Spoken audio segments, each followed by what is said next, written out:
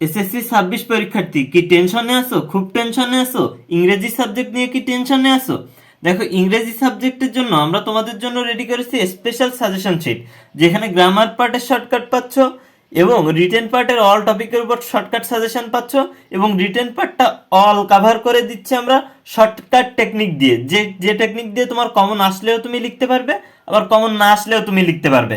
আমাদের শিটের ভিতরে এমন এমন টেকনিক দেওয়া আছে, অনলি মাত্র স্পেশাল 8টা ট্যাগ কোশ্চেন দেওয়া আছে, এর ভিতর থেকে প্রত্যেকটা বোর্ডে 3 থেকে 4টা এই নিয়মেই তুমি কমন পাবা, এবং অল টপিকের উপর শর্টকাট সাজেশন দেওয়া আছে ফরম্যাট আকারে। যেমন আমি যদি বলি, তাহলে এখানে paragraph, composition, email, CV, summary, dialogue, এই সব কিন্তু একটা থেকে দুইটা করে ফরম্যাট পড়লেই কিন্তু এখানে সবকিছু কভার হয়ে যাবে। Graph and chart, pie chart, একটা করে জাস্ট ফরম্যাট পড়বা আর সবগুলোই তুমি লিখতে পারবে। এরকম প্রত্যেকটা সাবজেক্টের কিন্তু আমাদের শীট আমাদের কাছে আছে।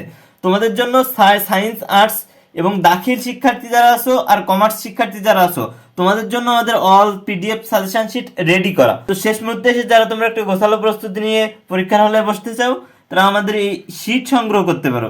শিট নিতে আমাদের হোয়াটসঅ্যাপে যোগাযোগ করো।